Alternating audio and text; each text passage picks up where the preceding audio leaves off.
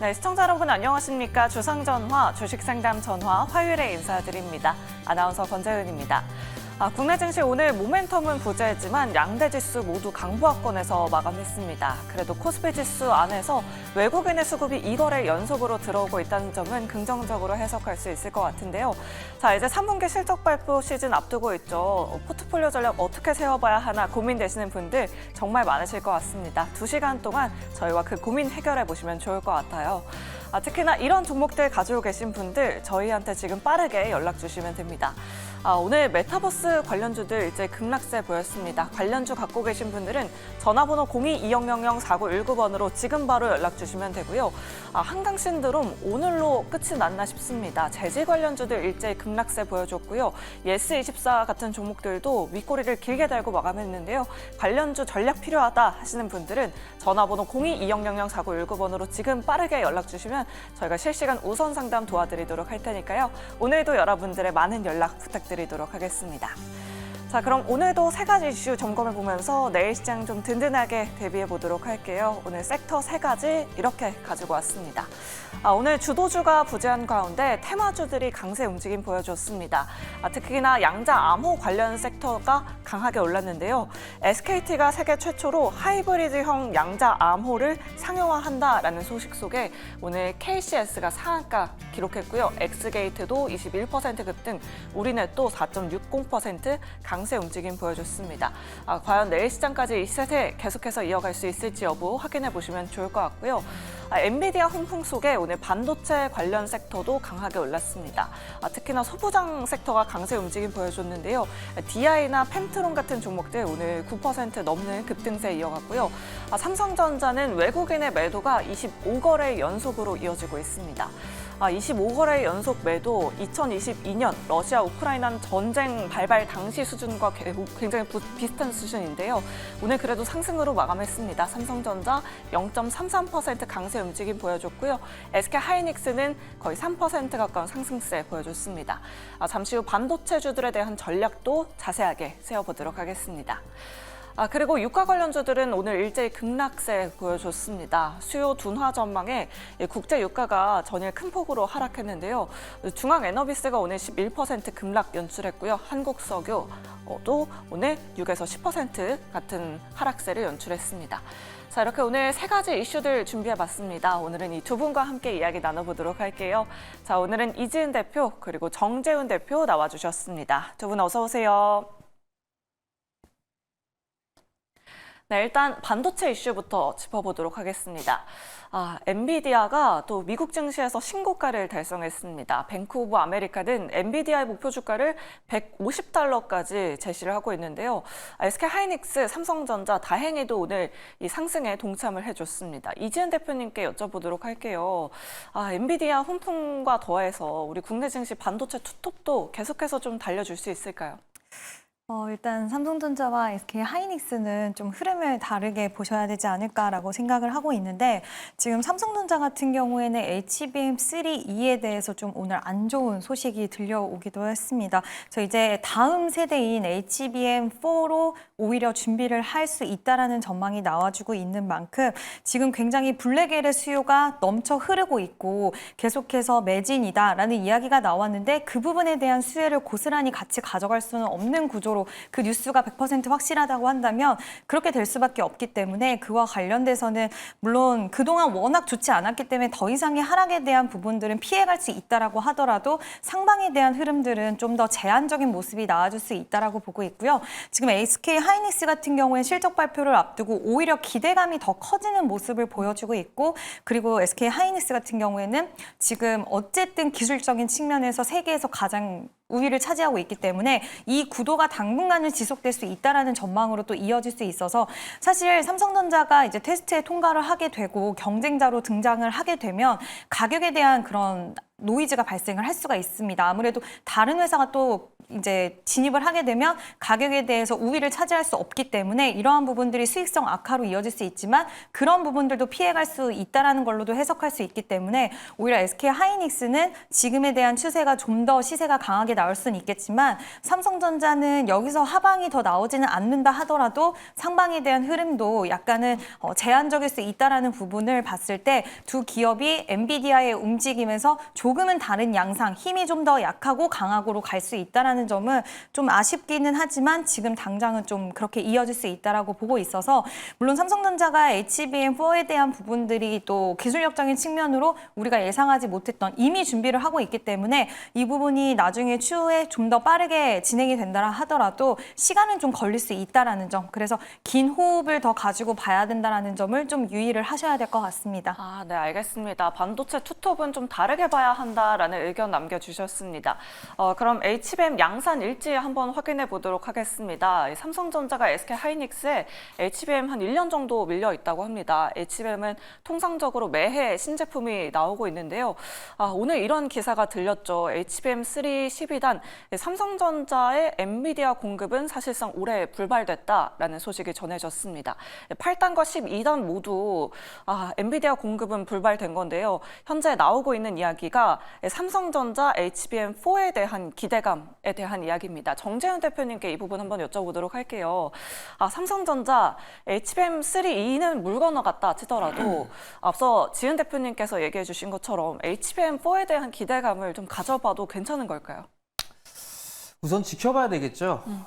어떻게 될지는 뭐 뚜껑을 열어봐야 되지 않을까라고 좀 보여지고요. HBM에 있어서의 공급을 못한다라는 부분들, 그리고 반도체에 있어서의 겨울 얘기가 좀 나오면서 삼성전자가 좀 제법 많이 빠졌습니다. 결국은 이미 이게 안 좋은 그런 부분들이 좀 주가에 이미 반영이 되었다라고 좀 보시면 좋을 것 같고요. 예외적으로 좀 반성문까지 좀 제출하는 그런 모습들을 좀 보였습니다. 인적 쇄신을 하겠다라는 그런 얘기들. 삼성전자 한국인으로서 삼성전자 좀 잘 됐으면 좋겠습니다. 예정대로 내년도에는 삼성전자가 하반기에 출시를 목표로 하고 있고 퀄테스트를 통과를 해서 공급을 하게 된다라면 지금 삼성전자의 주가는 상당히 좀 저렴한 그런 주가 수준이다라고 좀 보시면 좋을 것 같아요. 사실 최근 들어서 이 빠진 부분들만 좀 보게 되면 역대급이에요. 금융위기급만큼 좀 밀렸던 그런 부분들인데 결국 실적에 대한 우려감으로 좀 볼 수밖에 없을 것 같습니다. 보유를 좀 하고 계신 분들이라면 지금 자리대에서 매도는 의미가 없지 않나라고 좀 보여지고요. 오히려 저가 매수를 해야 될 필요성이 있지 않을까. 왜냐하면 내년도의 실적이라든가 이런 부분들을 보게 되면 지금 주가 수준은 올해뿐만 아니라 내년도 25년도에도 영업이익이 좀 줄어들거나 이럴 때 나타날 수 있는 주가의 흐름이에요. 근데 내년도에 25년도 같은 경우도 성장을 좀 지속해 나가고 있는 그런 상황들이에요. 그렇기 때문에 지금과는 저가 매수 타이밍을 좀 잡을 구간이다. 다만 하이닉스와 삼성전자의 주가에 대한 흐름들은 다를 수밖에는 없습니다. 그 이유를 좀 살펴보게 된다면 잠깐 좀 차트를 좀 보면 모양새 자체가 많이 달라요. 하이닉스 같은 경우를 좀 보게 되면 지금 위에가 삼성전자고요. 아래가 SK 하이닉스인데 삼성전자는 이미 역배열권역으로 좀 들어가 있는 그런 상황들이에요. 근데 하이닉스 같은 경우는 그래도 바닥을 만들어가는 그런 모습들을 좀 만들고 있다라는 점. 그러면 삼성전자와 SK 하이닉스는 따로 논다라고 좀 보시는 게 맞을 것 같아요. 즉 SK 하이닉스 같은 경우는 엔비디아 쪽이나 TSMC 쪽과 함께 움직인다라고 좀 보시면 좋을 것 같고요. 삼성전자 같은 경우 이미 탈락되어 있다라고 좀 보셔야 될 것 같아요. 따로 보셔야 되지 않을까 싶습니다. 결국 엔비디아가 움직이는 그런 모습들이 나오게 된다라면 SK 하이닉스 쪽에 있어서의 종목군들이 좀 더 탄력적으로 움직일 수 있지 않을까라고 좀 보여지고요. SK 하이닉스 같은 경우는 20만 원 돌파 시도도 충분히 좀 나올 수 있다. 다만 거기가 좀 저항 자리대로 좀 볼 부분들이 있습니다. 반대로 삼성전자 같은 경우는 시간이 제법 오래 걸릴 거예요. 바닥을 좀 다져가면서 다시 회복할 때까지도 흐름들이 좀 제법 지연될 가능성이 좀 높지만 좀 여유 있게 보는 투자자분들이라면 지금 자리 구간에서는 매수로 대응을 하는 게 맞고 나는 좀 짧게 보고 싶다라고 하게 된다면 삼성전자보다는 SK 하이닉스가 좀 더 낫지 않을까 그렇게 좀 말씀드리겠습니다. 네, 알겠습니다. 그럼 이지은 대표님께 추가적으로 여쭤보도록 할게요. 앞서서 해주신 말씀을 좀 종합적으로 살펴보면 그래도 SK 하이닉스 향 쪽을 더 많이 봐야 한다라는 뜻으로 해석되긴 하거든요. 그럼 앞으로 볼 만한 SK 하이닉스 향 소부장 기업들 중에 좀 많이 눌려있는 종목들 어떤 것들이 있을까요?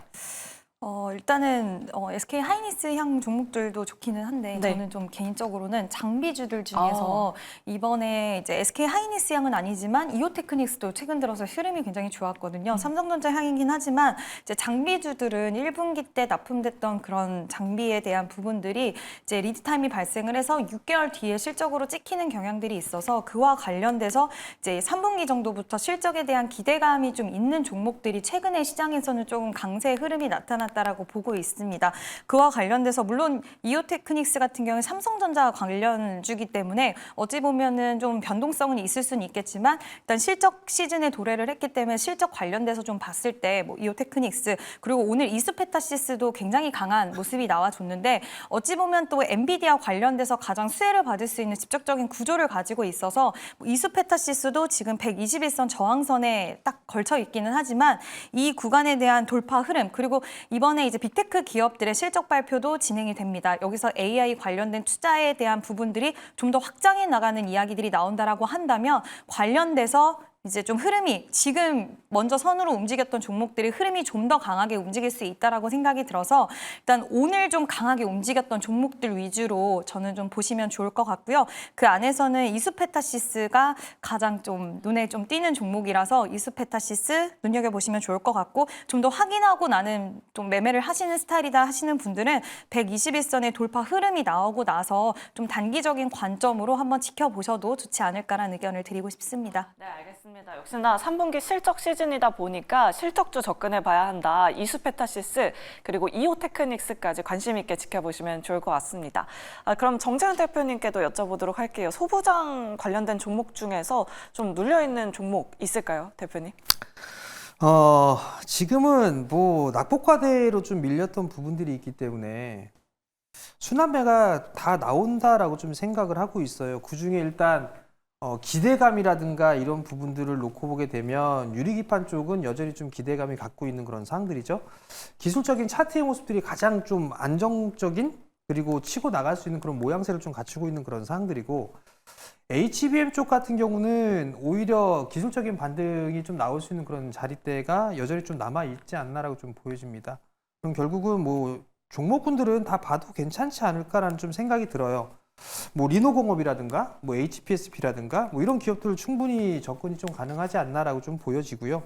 유리기판 쪽 섹터는 오히려 성장을 좀 해 나갈 수가 있는 그런 기대감이 좀 큰 부분들이기 때문에 그런 쪽 섹터도 일단 관심 있게 좀 보셔도 좋을 것 같고 CXL 쪽도 나름대로 좀 괜찮아요. 결국은 반도체 쪽에 있어서 소부장 종목군들이 다 같이 밀렸어요. 다 같이 밀려 있는 그런 상황들이기 때문에 기술적인 반등 타이밍은 다 한 번씩 나올 수도 있는 그런 자리대에 있어요. 다만 내가 이 부분들 좀 여유 있게 본다거나 뭔가 좀 비빌 구석을 좀 찾는다라면 24년도 올해보다 내년도의 성장을 월등히 더 할 수 있는 그런 기업들이 뭐가 있을까 이런 부분도 좀 찾아보면 좋을 것 같거든요. 예를 들어서 좀 보게 된다라면 HPSP를 보게 되면 지금 6만 원대 주가가 2만 원대 초반까지 좀 빠졌었어요.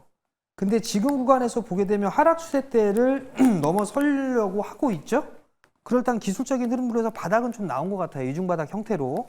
그럼 여기서 좀 봐야 될 부분들이 뭐냐면 내년도의 실적을 한번 봐보세요. 올해 실적은 907억 정도를 예상을 하고 있어요. 근데 내년도 실적은 1480억이에요. 즉 올해보다 내년도의 성장이 50% 이상 성장을 해 나간다는 얘기잖아요. 그렇다는 얘기는 기술적인 반등이 나올 수 있는 여지가 충분하다는 얘기예요. 26년도 시장도 마찬가지로 성장을 해 나가고 있으니까 반도체 쪽에 있어 소부장 종목군들을 보게 되면 그런 종목군들이 상당히 좀 많이 있습니다. 그런 종목군들이라면 오히려 좀 더 여유 있게 좀 본다라면 괜찮지 않을까라고 좀 보여지고 여기다가 좀 더 추가적으로 말씀을 드리게 되면 TSMC 쪽이나 엔비디아 쪽에 있어서의 거래를 하고 있는 그런 기업들 그런 기업들이 조금 더 낫지 않을까 그렇게 좀 말씀드리겠습니다. 네, 알겠습니다. 이렇게 두 분의 토픽까지 잘 들어봤습니다. 반도체주 갖고 계신 분들 전략 잘 세워보시면 좋을 것 같습니다. 다음으로 살펴볼 섹터 바로 유가 관련주입니다. 그동안 중국의 경기 부양책 기대감과 전쟁 리스크로 인해서 유가가 큰 폭으로 올랐었는데 다시 하락세로 전환했습니다. 이지은 대표님께 여쭤보도록 할게요. 유가 움직임 계속해서 이렇게 사실 예측하는 것도 힘들잖아요. 좀 큰 그림으로 본다면 앞으로의 유가 전망은 어떻게 보시나요?